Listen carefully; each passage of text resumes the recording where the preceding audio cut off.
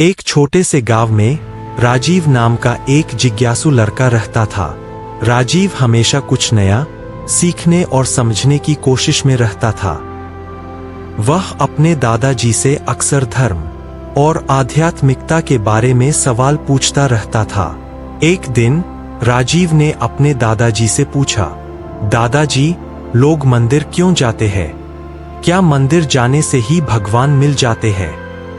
दादाजी ने मुस्कुराते हुए कहा, बेटा, मंदिर जाने से मन शांत होता है और आस्था बढ़ती है।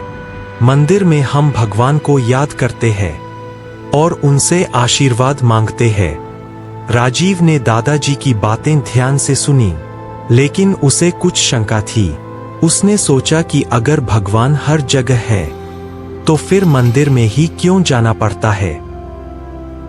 एक दिन राजीव ने अपने दोस्तों के साथ मंदिर जाने का फैसला किया। मंदिर में बहुत भीड़ थी।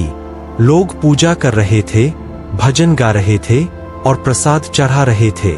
राजीव ने सब कुछ ध्यान से देखा, लेकिन उसे कुछ समझ नहीं आया। मंदिर से निकलकर राजीव ने एक बूढ़े साधु को देखा। साधु ध्यान कर रहे थे। राजीव साधु के पास गया और उनसे पूछा, महाराज, क्या मंदिर में आने से ही भगवान मिल जाते हैं? साधु ने अपनी आंखें खोलकर राजीव को देखा और मुस्कुराए। उन्होंने कहा, बेटा, मंदिर जाना बुरा नहीं है, लेकिन भगवान को पाने के लिए सिर्फ मंदिर जाना ही काफी नहीं है। साधु ने राजीव को समझाया कि मंदिर सिर्फ एक इमारत है। सच्चा मंदिर तो हमारे हृदय में होता है। अगर हम अपने मन को शुद्ध रखेंगे और अच्छे काम करेंगे तो हमें भगवान का आशीर्वाद मिलेगा। राजीव साधु की बातों से बहुत प्रभावित हुआ। उसने साधु से पूछा, मैं अपने मन को शुद्ध कैसे कर सकता हूँ? साधु ने कहा, बेटा, ध्यान करने से तुम्हारा मन शांत होगा और तुम्हें जीवन का सही मार्ग दिखाई देगा। राजीव ने साधु की सलाह मान ली और उसने ध्यान करना शुरू कर दिया। धीरे धीरे उसे ध्यान करने से बहुत लाभ होने लगा। उसका मन शांत हो गया और उसे जीवन का सही मार्ग दिखाई देने लगा।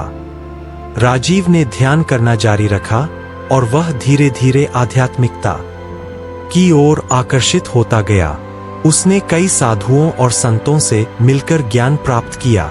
उसने वेद, पुराण और गीता जैसे धार्मिक ग्रंथों का अध्ययन किया। एक दिन राजीव एक जंगल में घूम रहा था। तभी उसे एक कुआं दिखाई दिया। कुएं के पास एक वृद्ध बैठे थे। राजीव वृद्ध के पास गया और उनसे पूछा, महाराज, क्या आप मुझे जीवन का सत्य बता सकते हैं? वृद्ध ने मुस्कुराते हुए कहा, बेटा, जीवन का सत्य तुम्हारे अंदर ही छिपा हुआ है। तुम्हें बस इसे ढूंढना है। वृद्ध ने राजीव को एक कहानी सुनाई। एक बार की बात है, एक राजा बहुत अमीर था। उसके पास बहुत सारा सोना, चांदी और जमीन थी, लेकिन फिर भी वह बहुत दुखी रहता था। उसने अपने सभी वैज्ञानिकों और दार्शनिकों से पूछा कि वह कैसे खुश हो सकता है, लेकिन कोई भी उसका जवाब नहीं दे पाया। एक दिन एक बुद्धिमान व्यक्ति राजा के पास आया। उसने राजा से कहा, महाराज, आप बहुत अमीर हैं, लेकिन आपके पास शांति नहीं है। शांति तो आपके अंदर है। आपको अपने अंदर ढूंढनी होगी। राजा ने बुद्धिमान व्यक्ति की बातों पर ध्यान दिया और उसने अपने अंदर शांति ढूंढने की कोशिश की। उसने ध्यान करना शुरू किया और धीरे धीरे उसे शांति मिलने लगी। वृद्ध ने राजीव से कहा, बेटा, यह कहानी तुम्हारे लिए भी है। तुम्हें भी अपने अंदर शांति ढूंढनी होगी। मंदिरों में जाकर या पूजा पाठ करके तुम खुश नहीं हो सकते। राजीव वृद्ध की बातों को गहराई से सोचा। उसे लगा कि वृद्ध की बातों में कुछ सच्चाई है। उसने वृद्ध से पूछा, मैं अपने अंदर शांति कैसे ढूंढ सकता हूँ? वृद्ध ने राजीव को कहा, बेटा, तुम्हें अपने अंदर के भगवान को ढूंढना होगा। जब तुम अपने अंदर के भगवान को पालोगे तो तुम्हें सारी दुनिया की शक्ति मिल जाएगी। राजीव ने यह भी पाया कि कुछ लोग मंदिरों का गलत इस्तेमाल करते हैं। वे मंदिरों को सिर्फ एक धार्मिक स्थल नहीं मानते, बल्कि एक व्यापारिक केंद्र मानते हैं। वे मंदिरों में चढ़ावे के नाम पर लोगों से पैसे वसूलते हैं। एक दिन राजीव ने एक गरीब बच्चे को सड़क पर भूखा बैठा देखा। राजीव ने बच्चे को खाना खिलाया और उसके कपड़े पहनाए। बच्चे ने राजीव को धन्यवाद दिया। राजीव को बहुत अच्छा लगा। उसे लगा कि उसने कुछ अच्छा काम किया है। राजीव ने मंदिरों के बारे में और जानने के लिए कई किताबें पढ़ी। उसने कई साधुओं और संतों से भी बात की। उसने पाया कि हर धर्म में मंदिरों का अपना महत्व है, लेकिन सभी धर्मों में एक बात समान थी, और वह थी अच्छे कर्म करने और दूसरों की सेवा करने की बात। निष्कर्ष, राजीव ने अपनी यात्रा में बहुत कुछ सीखा।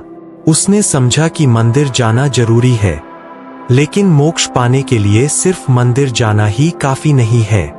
सच्चा मोक्ष तो हमारे अंदर ही होता है। हमें अपने मन को शुद्ध रखना होगा और अच्छे काम करने होंगे। कहानी का संदेश।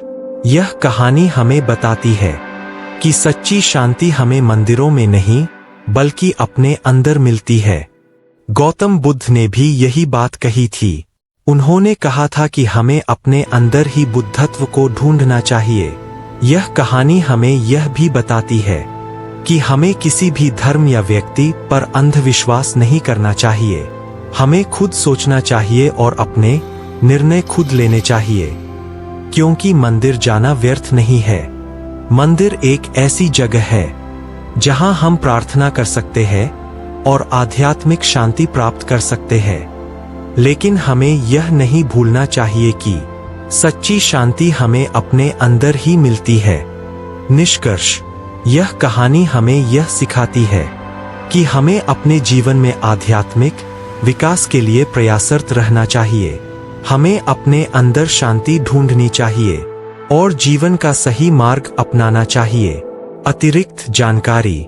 यह कहानी पूरी तरह से काल्पनिक है। इसका उद्देश्य किसी भी धर्म या व्यक्ति का अपमान करना नहीं है।